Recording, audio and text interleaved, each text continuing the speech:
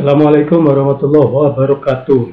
Jumpa lagi dalam pembelajaran jarak jauh pada mata pelajaran ekonomi khususnya kelas 10 IPS ya. Hari ini saya akan melanjutkan pembahasan tentang kegiatan pelaku ekonomi. Pada materi sebelumnya sudah disampaikan beberapa video yang terkait dengan kegiatan produksi. Nah, untuk hari ini saya akan melanjutkan dengan kegiatan distribusi. Nah, sebelum memulai seperti biasa, agar video ini bermanfaat, mari kita berdoa sesuai dengan agamanya masing-masing. Berdoa dimulai. Doa selesai. Pada dasarnya, ketika perusahaan memproduksi suatu barang, maka perusahaan akan membutuhkan alat atau perangkat untuk menyalurkan barang tersebut. Nah, alat atau perangkat barang tersebut bisa berbentuk berbagai macam ya. Namun, hal ini tentunya berkaitan bagaimana agar barang yang telah diproduksi tersebut ini mudah sampai ke konsumen. Itu yang disebut sebagai alat atau perangkat berupa pendistribusian ya. Nah, distribusi itu sendiri adalah suatu kegiatan mendistribusikan suatu produk atau barang, baik itu berupa barang maupun jasa ya, dari produsen ke konsumen, sehingga produk tersebut tersebar luas. Ada juga yang menyebut arti distribusi itu adalah kegiatan pemasaran yang bertujuan untuk memudahkan proses pengiriman produk dari produsen ke konsumen.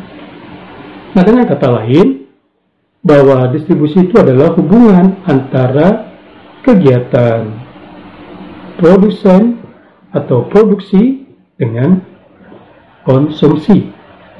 Dalam implementasinya, distribusi adalah bagian dari proses pemasaran yang dapat memberikan nilai tambah bagi produk melalui berbagai fungsi seperti utilitas, tempat, waktu, dan hak kepemilikan produk itu.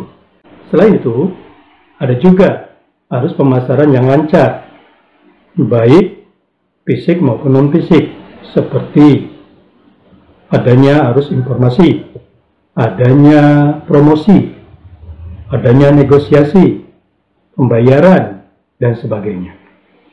Untuk lebih memahami arti distribusi, mari kita lihat beberapa rujukan ya, pendapat para ahli.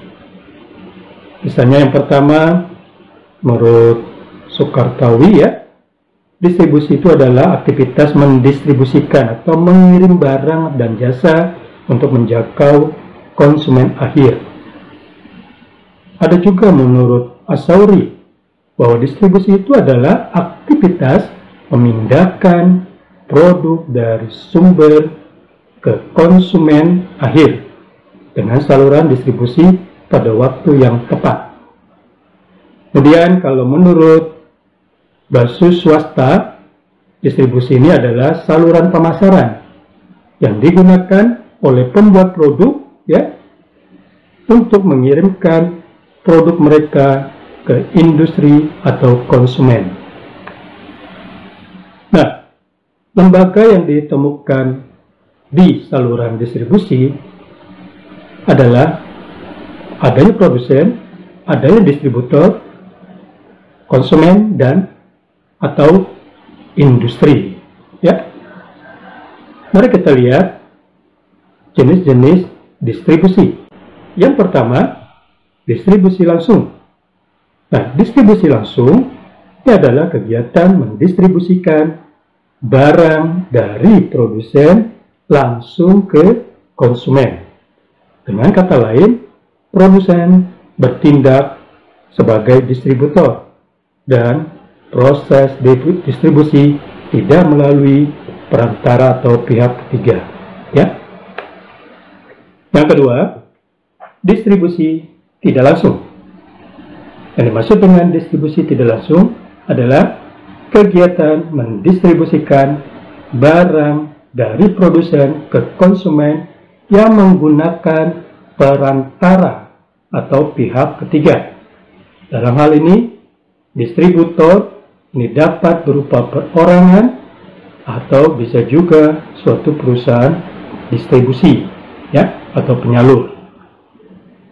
Nah, kaitannya dengan kegiatan pendistribusian ini perlu kita perhatikan siapa pelaku distribusi ini, ya. Yang pertama, tentu adanya pedagang.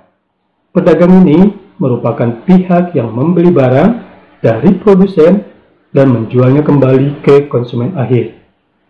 Pedagang dapat menentukan harga jual, ya, suatu produk sesuai dengan harga pasar dan kondisi sosial ekonomi dalam suatu masyarakat.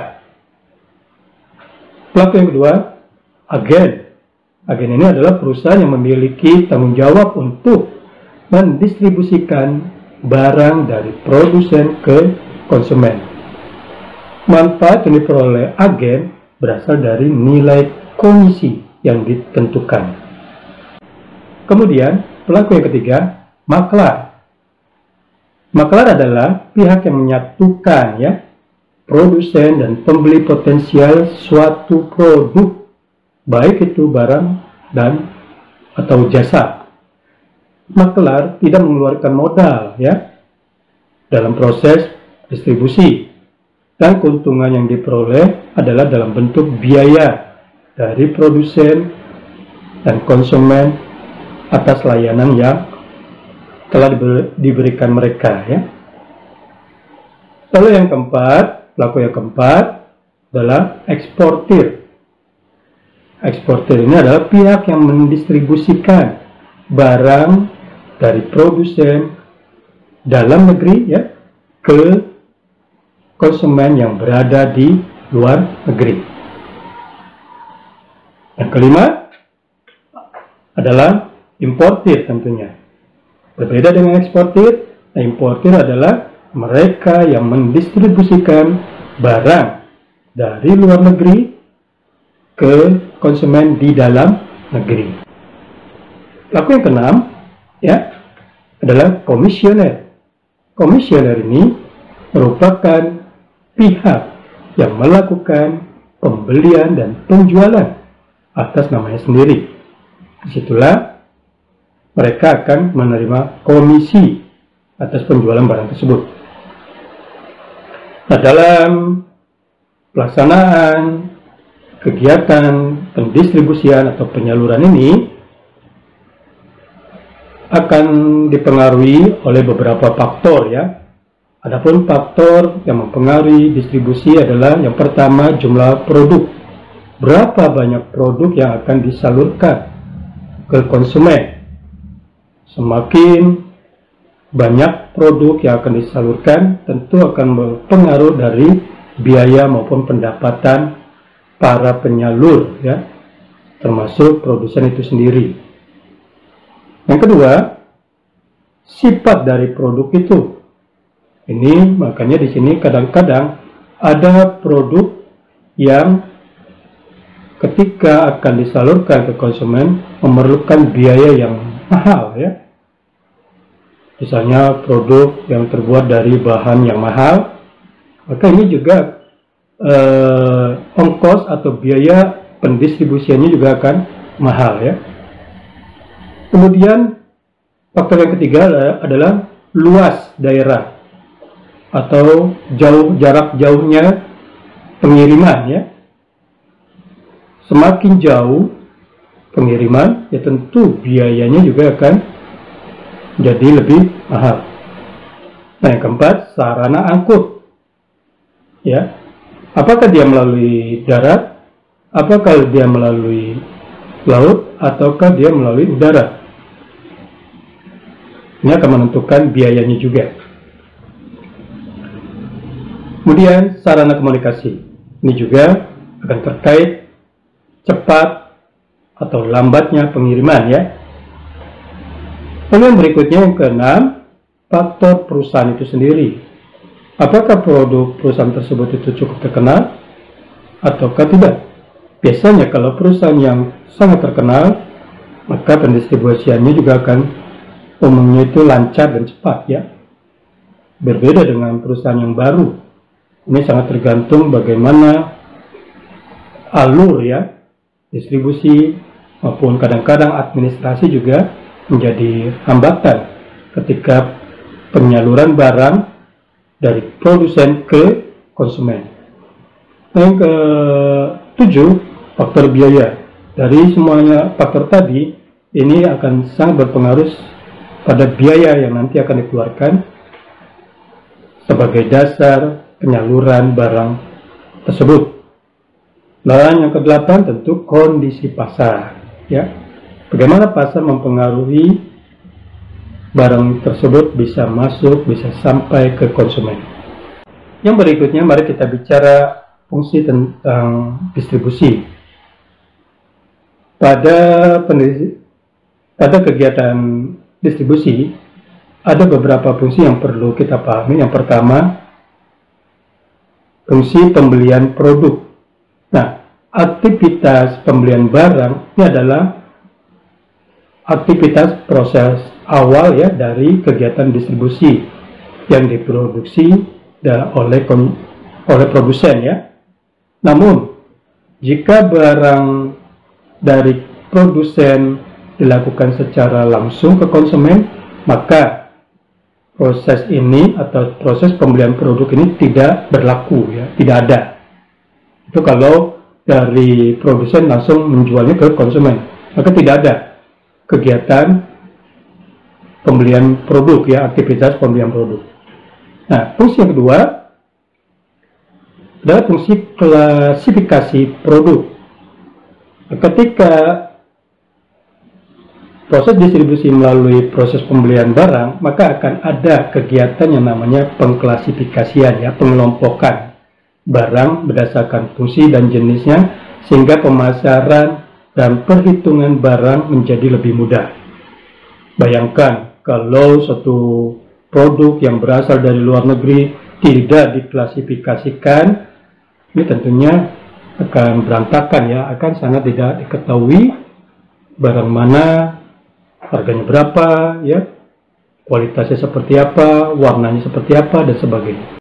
Fungsi yang ketiga, fungsi promosi produk. Setelah barang diklasifikasikan, akan ada proses promosi dari barang itu, yaitu memperkenalkan barang-barang ini kepada publik. Nah, proses mempromosikan ini ya dapat dilakukan dengan memasang pajangan atau biasa dikenal sebagai display dari suatu produk ya, bisa di jendela dari suatu toko, bisa di counter-counternya ya,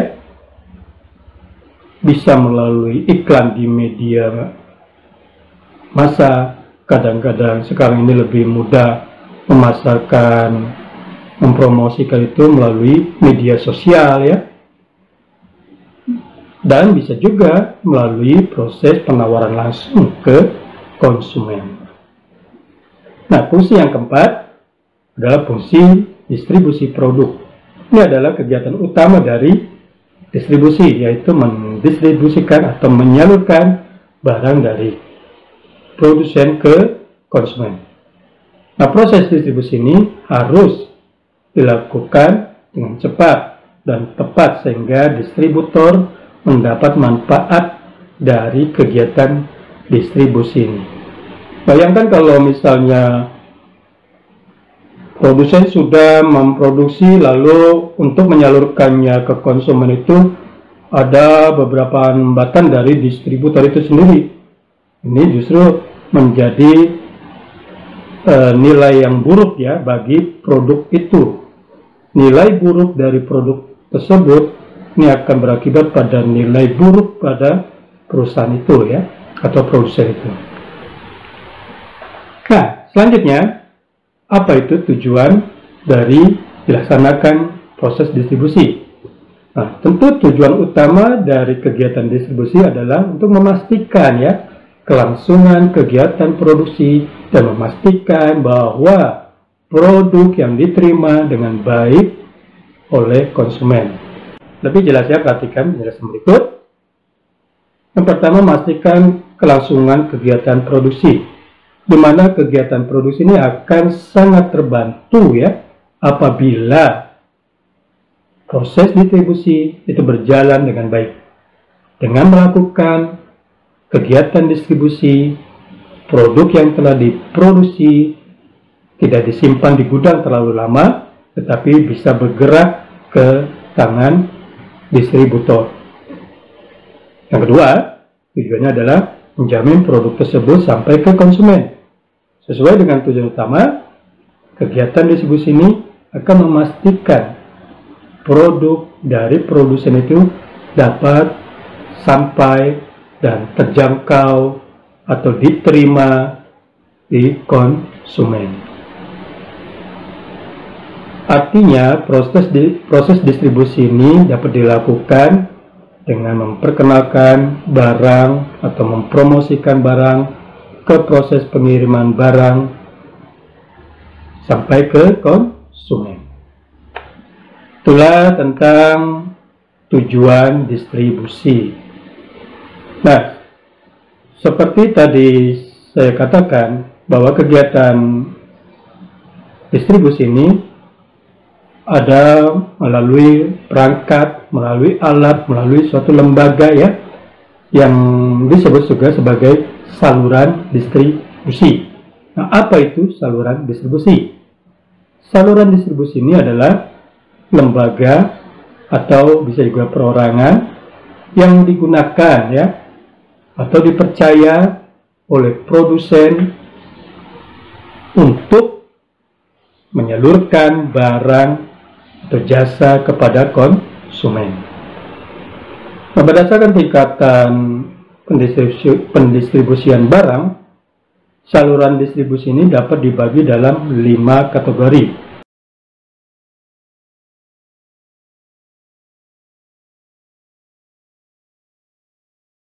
Nah, yang pertama, saluran distribusi dari produsen ke konsumen ini adalah saluran distribusi langsung tanpa menggunakan perantara.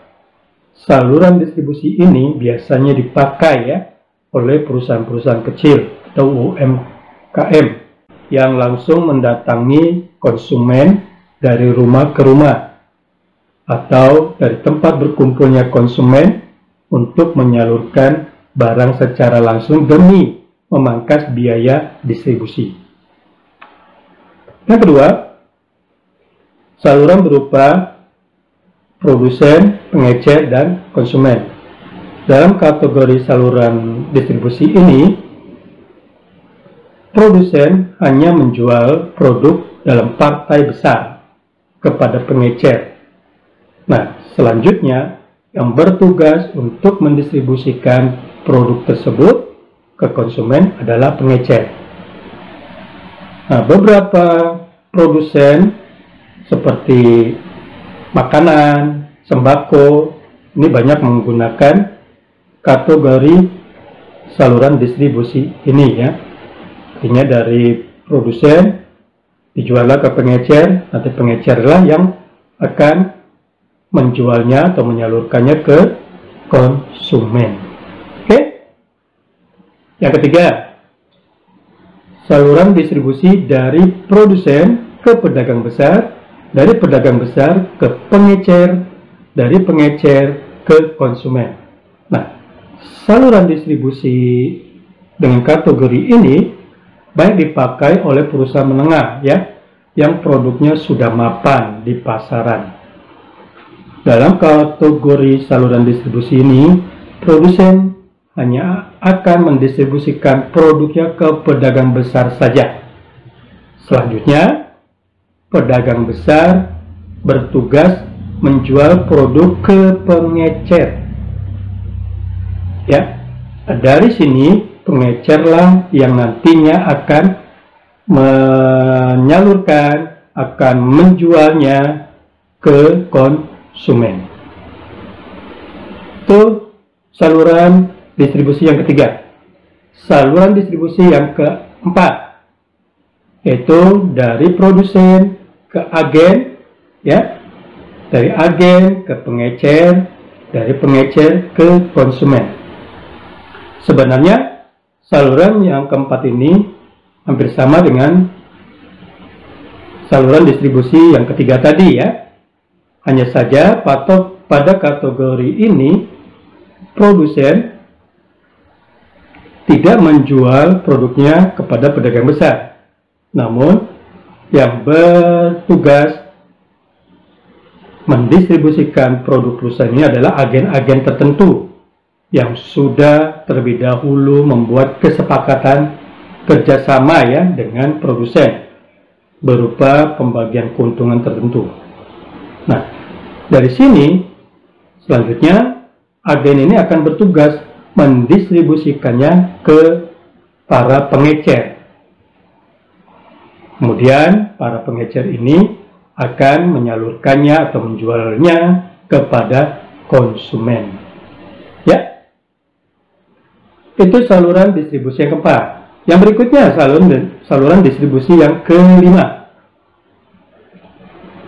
Bentuknya sebagai berikut: dari produsen ke agen, dari agen ke pedagang besar, dari pedagang besar ke pengecer, dari pengecer langsung ke konsumen. Nah, saluran distribusi kategori ini hanya dipakai pada perusahaan yang sudah besar, ya, sehingga tidak memungkinkan mereka untuk memotong jalur atau memotong saluran distribusi, ya. Nah, dengan demikian pada saluran distribusi ini produsen harus menyalurkan produknya kepada agen, dan agen tidak bisa menyalurkan produknya ke pengecer, tetapi harus melalui pedagang besar terlebih dahulu, ya. Selanjutnya pedagang besar ini akan menyalurkannya ke pengecer, barulah kemudian menjualkannya ke konsumen. Oke, itulah materi kita kali ini tentang apa itu distribusi, tujuan distribusi, kemudian bagaimana saluran distribusi itu berperan. Nah, untuk materi berikutnya kita akan lanjutkan dengan bagaimana kegiatan konsumsi. Dari saya itu saja, terima kasih atas perhatiannya. Saya akhiri, Assalamualaikum warahmatullahi wabarakatuh.